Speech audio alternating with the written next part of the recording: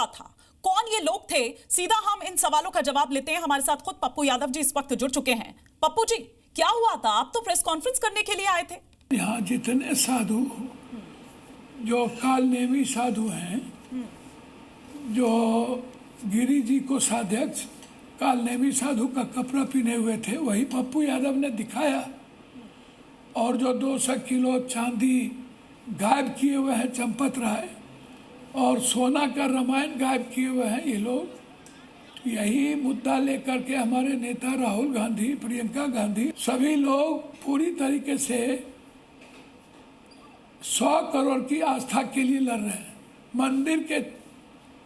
मंदिर के चोरी, मंदिर के प्रसाद की चोरी और सारी बड़ी मछलियों को बचाना, देश के प्रधानमंत्री के द्वारा एक शब्द नहीं बोलना, सनातन की संस्कृति पर हमला, तो कभी शंकराचार्य जी पर हमला, अभी बद्रीनाथ की चोरी का सामान कालनेमी संतों से पकड़ाया कर गिरफ्तार मामला चल रहा है, जांच चल रही है, कानून अपना काम कर रहा है, आरोपी जेल में है, रडार में और भी हैं।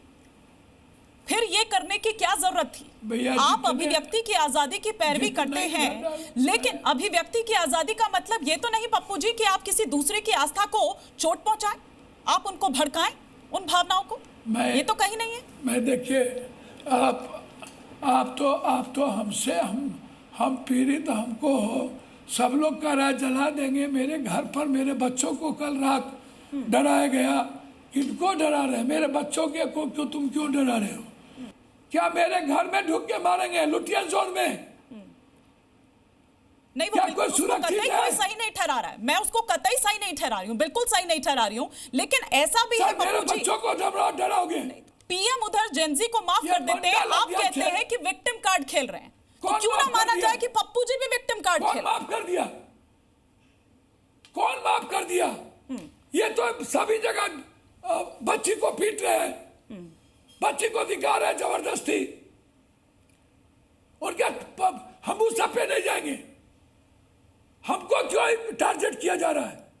हमने तो इस गिरिया को, ये जो गोविंद गिरी है, इनके रूपांतरण को मैं दिखा रहा हूं, मरने को मैं तैयार हूं। लेकिन पप्पू जी, जो शायद आप मैसेज देना चाह रहे थे, ये वो न रहकर भगवा बनाम विपक्ष हो गया। आपको नहीं लगता है कि ये वो नैरेटिव चल पड़ा? और यही कारण है कि जो धमकियों की बात आप कर रहे हैं, या जो आज ये तस्वीरें चल रही हैं, या जो एफआईआर दर्ज हुई, उसी का नतीजा है। कालनेमी संत बनाम देश बनाम जनता हो गया। विपक्ष जनता के साथ खड़ी है, विपक्ष शंकराचार्य के साथ खड़ी है, विपक्ष मंदिर के साथ खड़ी है, विपक्ष सनातन के साथ खड़ी है। चलिए, कालनेमी संत बनाम भारत की जनता, 100 करोड़ जनता, सनातन, जो विपक्ष लड़ रही है। चलिए, बहुत बहुत शुक्रिया पप्पू जी, जी न्यूज से बात करने के लिए बहुत बहुत शुक्रिया, अपना समय देने के लिए। वहीं इसी बीच बड़ी खबर है, पप्पू यादव के आरोपों पर सुमित की मां का बयान। पप्पू यादव के आरोपों को निराधार बताया है। तो सुमित की मां ने रिहाई की गुहार लगाई है। बुलंदशहर के रहने वाले हैं सुमित और उसके साथी हैप्पी, जिस पर साजिश रचने का आरोप है। सुमित को ही पकड़ा गया था, हैप्पी गाड़ी में था, और सुमित की मां ने इन आरोपों को खारिज किया। कहा वो लंच करने गया था और इसी दौरान गायब हो गया। तो पप्पू यादव की तरफ से लगातार ये जो अटैक है वो किए जा रहे हैं। मैं तो ये चाह रही भैया मेरे घर आ जा सही सलामत, और मुझे कुछ नहीं चाहिए, ना मेरा राजनीति में ना मेरा कायम है। क्या देखा आपने? उसको आरोप लगाया जा रहा है पप्पू यादव को चक्कर फेंक दिए, चाकू से हमला किया, चक्कू धर रखा है इतना बड़ा, चक्कू रखे हमारे घर में, चक्कू घर में खींच के ले गए, चक्कू धर रखा, चक्कू से गोदने के लिए आए। और पप्पू यादव के आरोप पर हैप्पी का बयान आया, कहा हमारे पास कोई चाकू था ही नहीं। समर्थकों के हमले के बाद चप्पल हमने फेंकी है। पप्पू यादव ने सनातन का अपमान किया, साधु संतों के प्रदर्शन में शामिल होने आए थे। ये हैप्पी की तरफ से स्टेटमेंट दिया गया है। पप्पू यादव के आरोप के बाद हैप्पी ने ये स्टेटमेंट दिया, हमारे पास कोई चाकू नहीं। हम भीतर गए, हमारी चेकिंग होके गई, हम पे कोई कुछ नहीं था। वो चाकू अपनी तरफ से दिखा रहे हैं, कोई चाकू नहीं था, हम पे कुछ नहीं था।